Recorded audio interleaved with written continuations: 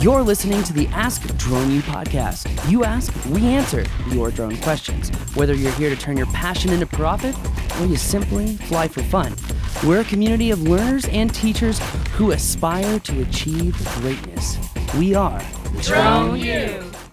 Hey everyone, and welcome to another edition of Ask Drone U. We've got a very special guest today, and I want you to hear from the horse's mouth how you can create scalable, recurring revenue drone jobs in your business. What does it take? How much can you really make? And how long will it take you to actually reach that point of having, well, sustainable income?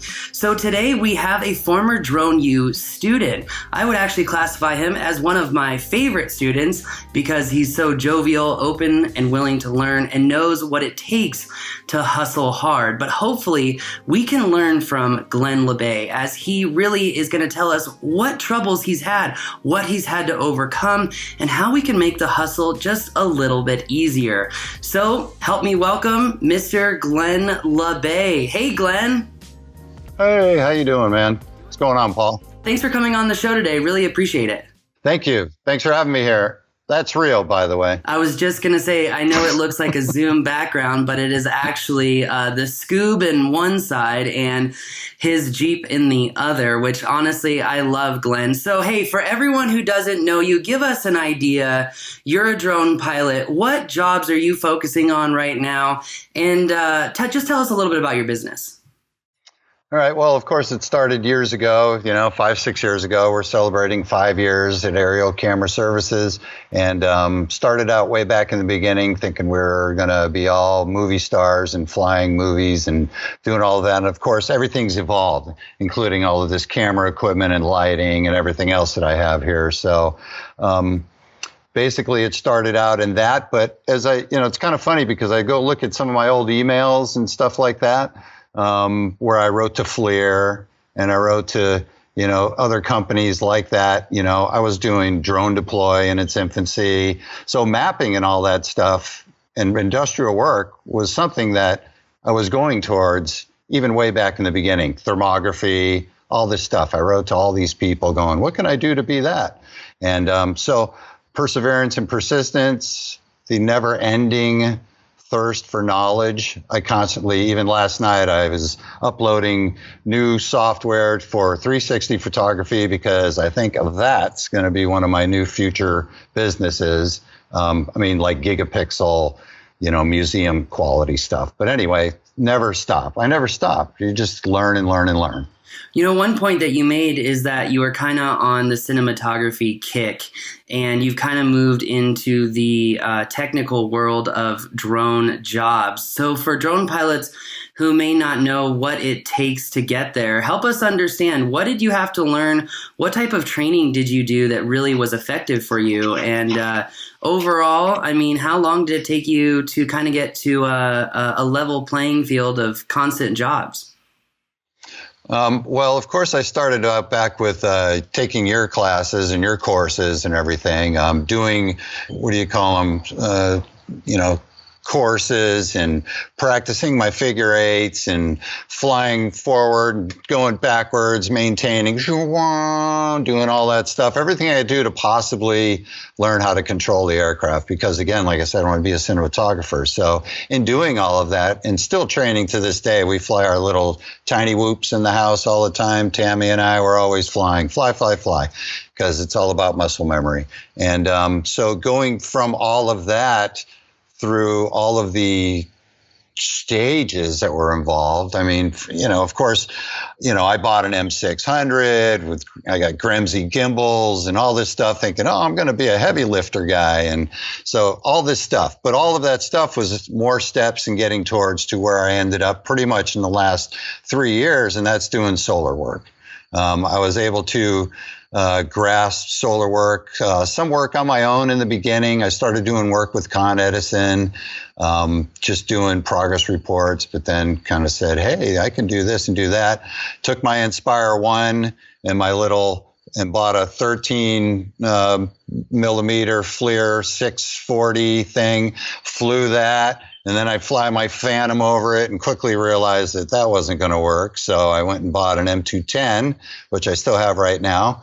And though you don't think it's great, these birds I have just fly. And I probably made $150,000 off of just an M210 that, I send it in once a year and it cost me $1,000 for new sensors and motors and all that kind of stuff, but it's well worth it. So, I guess that's kind of where I'm at now, looking towards the next iteration without bowing to geofencing and all that other crap that really annoys my life. So that geofencing, that's something that DJI has really implemented and has really, I'm not going to lie, it's inhibited some of my operations. I know it's inhibited your operations. Yep, I know that you don't like it. A lot of other people don't. But do you think that is a feature they should drop? Or are you recommending that people go to somewhere like Drone Hacks and just get the certificate to be able to fly wherever they want? Well, I did that, and unfortunately they don't have it for M210s. They don't have it for enterprise stuff. They have Inspire 2, I think is about as high up as they go for DJI. I think that DJI should keep geofencing, but keep the blocking of aircraft flying with geofencing. Great, give me a warning, tell me it's time to, you're approaching a zone. I've literally been in a site that I've flown over and over again with one bird, come in with something else, and I fly out, and I don't know if it crossed the line or what. It starts going into an auto land, 10 acres into a place behind a fence that I'm working, and I'm going, holy crap, Addy mode, and it's like, and just ridiculous. And there's also the point of redundancy. We do our due diligence, and we have to fly. That's why they have Lance. That's why we fly, we get authorizations in zero grid and all that kind of stuff. But, let us do our work. We don't need the mothership watching us because, if I want to drive my car to Mexico, I should be able to drive my car to Mexico. Yeah, that's a very good point. And I have to say, it really makes you wonder why DJI doesn't allow more companies to become a part of the QEP program, the Qualified Entity Program, to negate that geofencing. But you bring up a good point, right? You've got an M210, you've got some expensive gear, but we've got some new drones out, the Mavic 2 Enterprise Dual Advanced, and we also have the Autel Evo 2 Dual Enterprise that just came out last week. And, we're talking about $200 batteries versus, $700 to $1,400 batteries, depending on which matrice that you fly, which arguably lowers the barrier to entry to conduct solar inspections. But with all of that said, how long did it really take you to, have that sustained business? And with these new drones, do you feel like you might move to one of those smaller drones, especially the Autel one that doesn't have geofencing? Yeah, I definitely agree with that idea because I think that, granted, you're still going to spend a lot of money to get into any kind of solar work. Let's say you buy the Autel, well, you're going to spend $8,000 or $8,500 on a camera, another $1,800, and you're going to buy batteries, and you got to spend $1,000 on the controller. Then you should have two, so you're still going to get $25,000 to be able to go to work and be credible, and to be able to drive to Buffalo, New York from here, 6 hours away, and do work and not find out that, oh no, my bird just died. So it's still not going to be cheap, but it's going to be better. It's going to be better like with smaller aircraft and that kind of thing, mainly because of batteries. Batteries. I'm starting to get just a little bit of puffing starting to show on some of my TB55s or whatever they're called. And, I'm going to have to buy batteries again pretty soon. So now I'm just debating whether to hold off and wait or just keep running these birds. But honestly, I've been real happy with the M210s, but they're too big. I did a telephone pole job, and, these people, and that's a whole nother subject. As far as safety is concerned, I'm flying around town with this giant freaking thing, and they want radiometric, infrared photography, just ridiculous. Just this giant things flying around, just, I couldn't believe it. I'm like, it's terrible. So how long, what did you say it took you to actually become profitable or self-sustaining on these birds? Right. So, it took about a year, I'd say. And then for the last 2 years, it's been, once you get established with people and you're consistent, you work hard, you deliver, you're willing to go the extra mile, you don't whine unless unless there's a good reason. And it's usually not a whine. It's a good point. You can work. Yeah. So it's really, and I really only probably have a handful of consistent clients. And then, then I have lots of other work that I do. But I mean, I work constantly with probably 4 or 5 different companies, and 3 of them are drone service providers. So, that was one thing that you brought up in pre-show, is that a lot of these jobs that you're getting are coming from some drone jobbing aggregators. And there was one particular company that you mentioned that, frankly, I've actually never heard of before. And for everyone out there who's wanting to get these solar inspection jobs, these recurring revenue jobs, these jobs that, you might fly, say, 4, 5, 6 times a year or even every month, where are these jobs coming from? I will give my recommended list for folks out there to go for as far as drone service providers, the ones that I've had good luck with. I would suggest you getting on their pilot list. Mind you, that these guys work, they have the jobs and there's work. And as I said in our previous attempt to have an interview, I think a lot of jobs are going to be great for guys that are in more urban types areas where there's more population and there's more things to shoot and look at. I live in Western Massachusetts, the Berkshires. It's a lot of groovy and far out people out here, and there's a lot of trees and forest, and which makes it really challenging to do solar work here because they're on hills and fields and in the woods, and they don't cut down their north side of trees, and there's a lot to do. So the companies like Drone Base, obviously, they're really good. I know guys who've made a lot of money with Drone Base. I know people complain about them. They are low, but if you got a lot of jobs, and they're close to your home and you live in a rural or urban area, you can make money. Can you make a living? I don't know. I wouldn't be able to do it with them, but good guys. Would you call it paid practice? I would say paid practice for sure, because it's going to get you set up with your systems. You're going to be working your checklist daily. You're going to be doing all these things, which can make you lazy. But at the same time, you burn this whole system into your head. I used to leave with 3 propellers, and I'd get out there and I'd be like, oh, what am I doing? It's just ridiculous.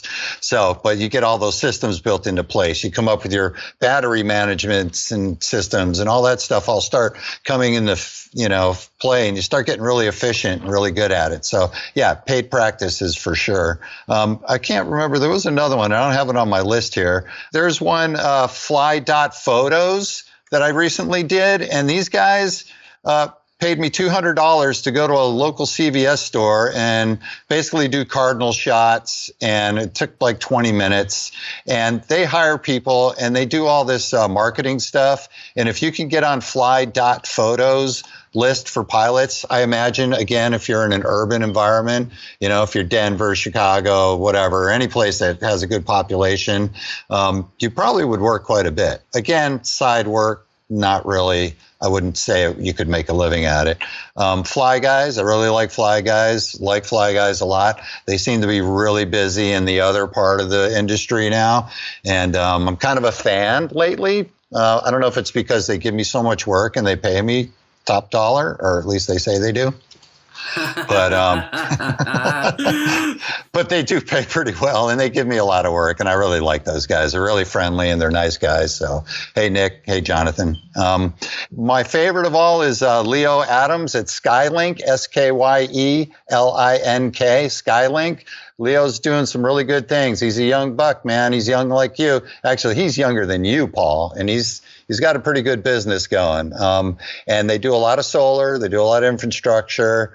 And He just called today to do some RTK stuff and all of that. So he's got a really wide reach, and he's been killing it for about 2 years now. He's doing a really good job, and I can get into the whole pilot network thing and what I think of it, because you're only as good as your pilots, but I don't know how solid of a model that really is, but it works for these guys, and I'm glad that they do good, and I appreciate the work. And so Skylink, so go to Skylink. He's definitely looking for solar type people in the Midwest. A lot of the East Coast is covered, probably a lot of California is covered.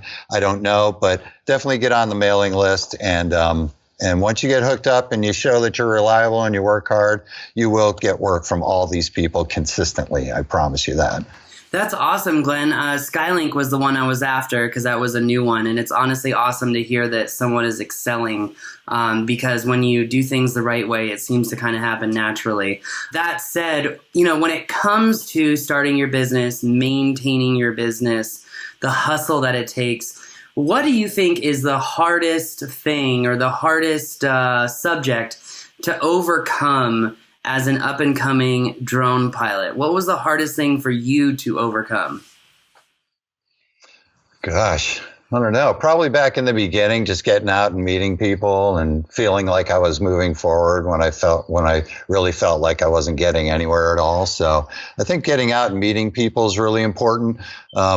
Again, like in the last interview we did, I had, never give up on your contacts and possibilities, because 2 years ago I had met a group of surveyors. I had been to a meeting of they have like a chapter of surveyors out here, one out in Boston, one out in Western Mass, and they meet. These guys meet every month. They drink and they have, whatever, but they talk business. I did a presentation. 2 years later, I've been getting quotes because this particular survey company in my town, who's very big and very reputable, changed ownership. And the new owner's son out in California is also a surveyor, and he's working with UAS technology to get his work done. And so Pop's over here, who's, older, and he's like, yeah, let's do it, So here I am 2 years later doing quotes and bids.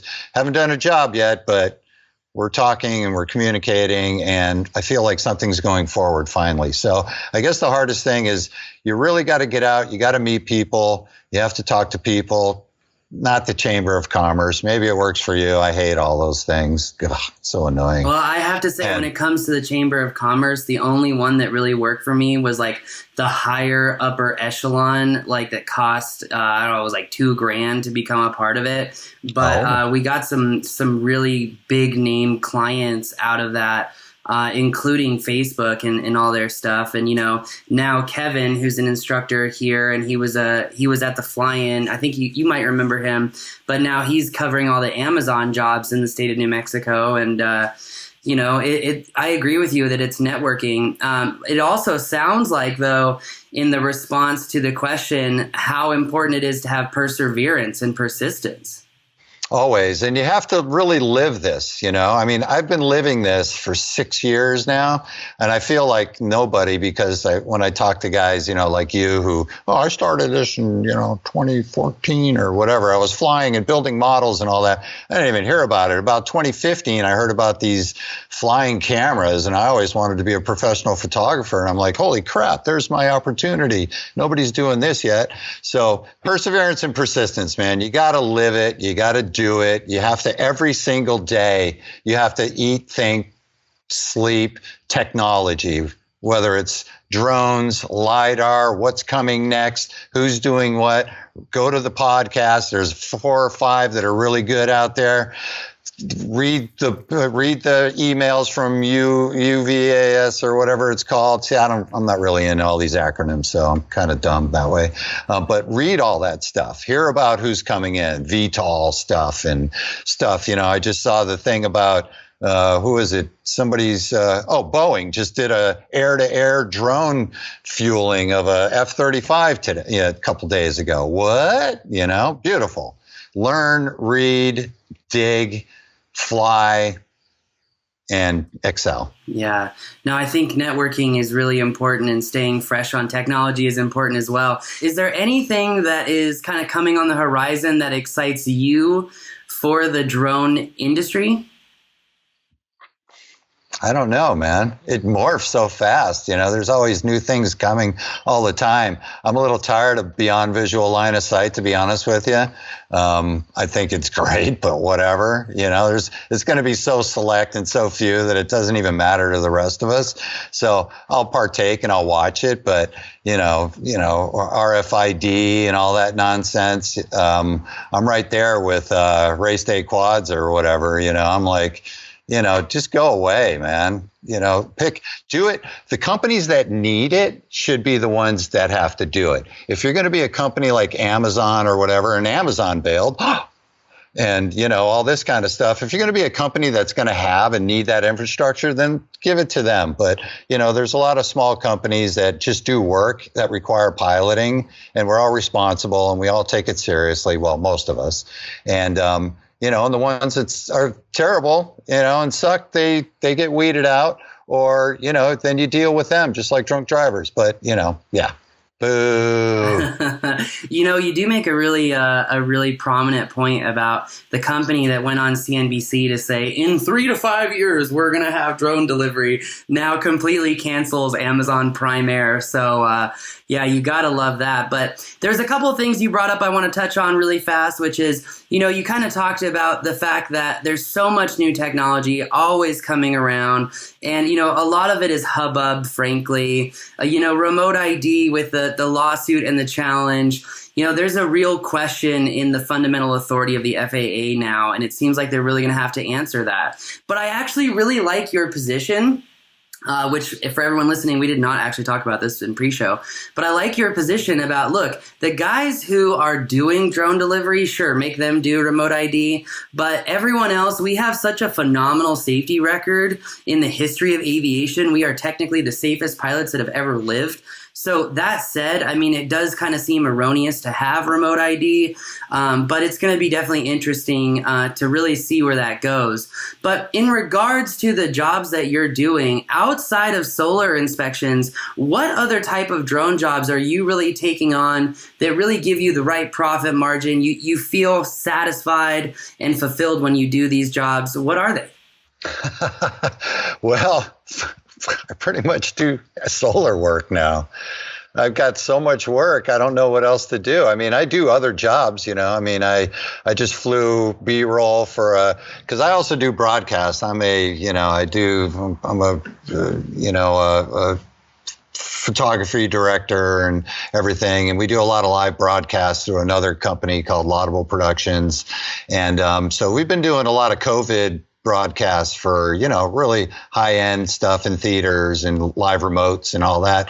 So I fly a lot of stuff in production as well, My portfolio of work is so diverse. There's really nothing I can say other than solar.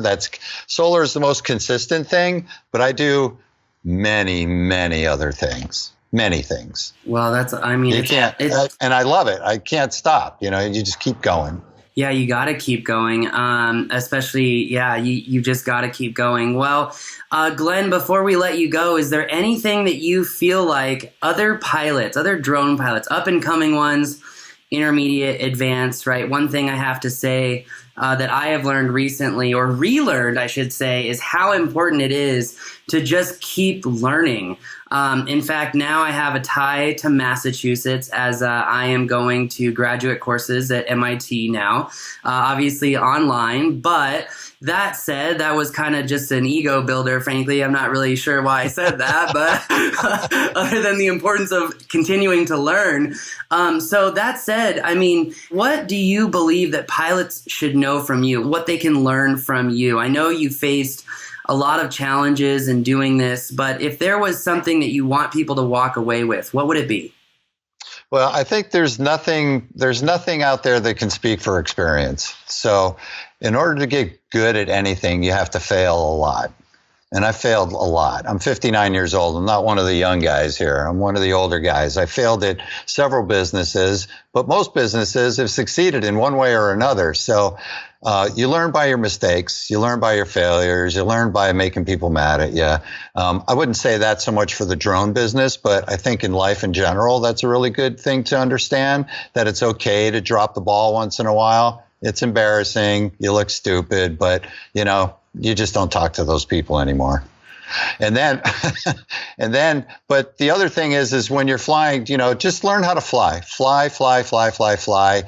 Understand your technology, understand how your equipment works, take it, look at it, touch it all the time, sleep with it in the beginning, be like, oh, I love my drone, do all that stuff. Just be one with what you do. You're going to make mistakes. I make mistakes all the time. Your equipment does things like, what? And it flies that way all of a sudden. And so why we don't have attitude mode on every piece of equipment out there just blows my mind, because I can't tell you how many times things have done weird things and I've been like, switch, and even switching out and switching back, and you're like, it's still the. But you don't panic. You just, you're into it and you know how to work around it. But those things only happen with experience. So you really got to get out and fly. You got to fly near trees. You got to fly near power lines. You got to fly near moving things. You got to do all those things that are uncomfortable. You have to fly over water. Oh my God, water's terrifying for like 2 years. Terrifying. Oh, I can fly over a forest, but boy, I fly over a river and I'm like, it's the end of the world. But you got to do it. You'll find out how it works, and then you get better and better. So experience, and don't be afraid.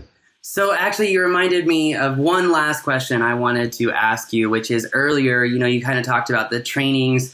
You'd come to our training, the flight mastery, kind of doing the proximity stuff. And while at first my purpose in developing those methodologies were to help people with video, right? The buttery smooth video. How important do you believe that it is to be able to fly in close proximity when you're doing these more technical jobs?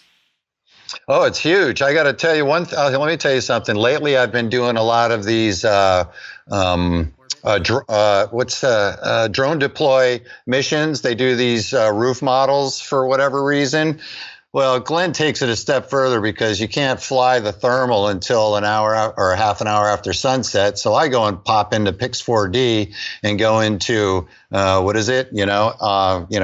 fly mode. What is it? Free fly mode or whatever. And I finish the model, and they end up with these amazing models when they're done, because they don't cover enough obliques and everything. So I said, and that's something I learned from you guys, So flying close proximity, dude, I make amazing models. You have no idea. Idea. I'm excited. My models are stellar. That's why I want to incorporate 3D interiors with the exteriors, because I know we can do it now, and that's my retirement gig, man.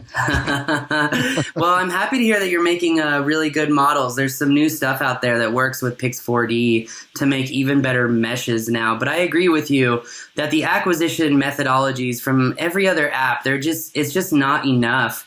And with Pix4D's free flight, it's been the gold standard for a while. So I'm really grateful to hear that it's helped you out and that you've been able to one up the competition. Because, that's our purpose here at Drone U. And I feel like so many people forget why we do what we do. We are not, teaching classes out of our basement. We are not, pedantic CFIs who are like, well, you should know this because you're a pilot. We're here to really help people turn their passion into profit. We're really here to help people gain that confidence to do what you're doing, right? To live the drone life. You're outside, you get to explore, you get to have adventures, you buy brand new Jeeps that look beautiful, and Scoobs. I build them. You build them, not buy them. Excuse me. Hey, I'm a bootstrapper too, Glenn. That's another reason that I like you. But I gotta say, Glenn, it has been so awesome to see you grow, and definitely appreciate having you on. One other point I'd like to make, I know we're running out of time here, but another thing I just want to tell folks is to make yourself more valuable to companies and everything, do training. get OSHA training, take your OSHA 10 courses, learn to go to thermography training. These are things I've done, not because I'm amazing, but because I got tired of the line catching up to me. And I was like, well, I'm going to go to the next, catch me. Cell tower training. I did cell tower training. I'm a COVID compliance officer for Hollywood movie sets because I was going to fly a gig for Michael Bolton, the singer, and they bailed on the drone shot, and I ended up becoming a COVID compliance officer. Good thing they know now. Let's see. Yeah, I'm taking OSHA 40 now. Oh, also I got my first aid with CPR certificate. People want to see that stuff. These big companies that fly, Florida Power and Light and all these big guys who have like helicopter and military guys running the organization, they're all part of risk management and doing their sheets. And it's just crazy, the risk mitigation. Learn risk mitigation. Make that your number one priority. Don't be that guy. Learn all the things you need to learn. What are the risks associated? Find one. Go online. Look for a risk mitigation sheet somewhere and go through those and do the check sheets. And you'll find that your value to others will be more, and they will continue to hire you, and you will be able to ask for more money. And then you too can build scoops and build Jeeps. That's awesome. No, I think that's actually really powerful information. Our new pre-flight checklist in the props program. So for those Drone U users who are not familiar with the props program, that's our professional, reliable operators practicing safety. And it is a new educational platform built for drone teams, pilots, and programs. But that said, in that new pre-flight checklist on the back is avoiding emergency procedures and what to do. So risk mitigation, I couldn't agree with you more. But I think, as you talk about that, I just want to hit on this really fast. As you talk about that, one of the things that I've said for a very long time is, look, in order to fly really, really well, you have to be safe. Because when you are safe, you learn the methodologies of what it takes to become a safe pilot. And once you have that foundation, you can do the harder stuff and the riskier stuff. But until you have that really good foundation of that muscle memory that you kind of talk about, it's seemingly impossible to be able to do the high level work, the stuff that you're doing. Yeah, I heard another podcast recently, a couple months back, and it was an FAA official guy talking search and rescue, and a comment that he made in there, and you should all take this very seriously, and that is, his statement is that we treat a drone pilot, a UAS pilot, the same as we treat a Delta pilot. So if you have a problem, if something happened, guess what? You are under the same scrutiny, the same problems, everything that happens as if you were an airline pilot. That's how they look at you flying your little tiny aircraft or your big ass aircraft. Yeah. No, you're serious. Mitigation. Be safe. You're definitely right, Glenn. I agree. Everyone who should be flying responsibly, and that kind of goes back to having these airspace restrictions. If we know how to do things responsibly, we shouldn't have daddy saying no. And I've seen so many errors in that program. But trying to end on a positive note, Glenn, I have to say, I am so happy for you. I'm glad that you have these recurring revenue jobs. Your business is going and growing. And frankly, I also just want to say, look, everyone, if you are a Drone U member, make sure you download the new community app, because Glenn is in there. He is answering questions. He is helping people. And no, he is not stealing your data like Facebook. But but on that bombshell, Glenn, thanks again for coming on. I appreciate it. Love you, my brother. You're a good guy. Appreciate you. Right back at you, Glenn. Thank you again. Appreciate you. All right, everyone, that's going to do it for us today. Thank you again for joining us. As always, let us know what you thought of the show. And if you've got a question for Glenn, just download the Drone U community app in the App Store. It's also in the Play Store, and you can ask him questions directly. Also have to say, make sure you check out that podcast about remote ID and the lawsuit, because this really could be kind of an industry changer, frankly. And the consequences on both sides are rather enormous. So make sure you check those out. But thanks again for joining us. That's going to do it for us today. This is Ask Drone U.